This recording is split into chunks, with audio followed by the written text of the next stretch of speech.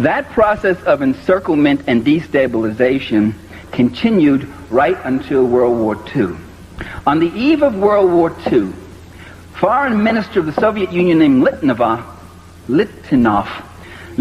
went to, did I pronounce his name correctly? No, I can't say it that way. Went to the Western powers and called for an alliance with England, the United States, and France against Nazi Germany. And that if the Germans attacked Czechoslovakia, they would all join in, or attack Poland, or attack anybody, that all the powers would join in to fight Hitler and contain him.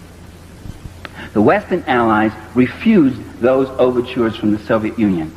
Not because they were appeasers, not because they were simple and naive, quite the contrary, because they had a plan of their own, and that plan was Munich. And the plan was, we give Hitler Czechoslovakia and he goes east. And they were waiting for a war, and that war was supposed to come, and it was going to be Nazi Germany finishing off Bolshevik Russia. Just as they had sent armies in against Russia just a few years, less than a decade before, so they now plan to do the same. And so they've done again and again.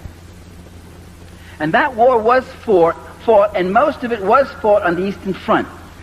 7 out of every 10 German soldiers who died in that war died on the Eastern Front. The scale of fighting was enormous. The battles of Kursk, Stalingrad, the Battle of Berlin. There's nothing like it that happened in the Western theater, on the Western Front.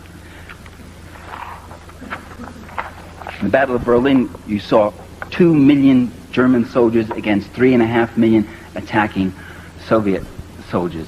The losses were stupendous. But at the end of that war, the Soviet Union emerged as a major power. Very weakened, very much weakened, having lost most of its industries west of the Urals, having lost 20 million people. Most of its transportation, by the way, at that time was still by horse or oxen in most areas for most of its population. But it still had the Red Army.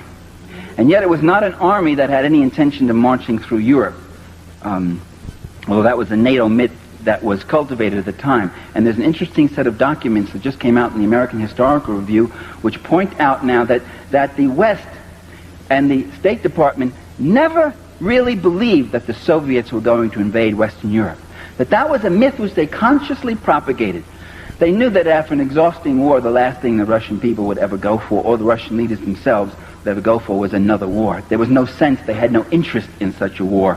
The war they fought against Germany was defensive, and they wanted to rebuild their country. But that was a myth that was consciously propagated, that if we don't stop them, if we don't build NATO, if we don't double, triple, quadruple our defense forces, the Ruskies will be marching under the Arc de Triomphe. The point of all of what I've said so far is just to point out to you that the Cold War did not begin in 1947, but it began in 1917. That the Cold War has been going on even before the Russian Revolution, in the sense that the U.S. has been consciously, and other Western countries have been consciously suppressing any kind of revolutionary forces.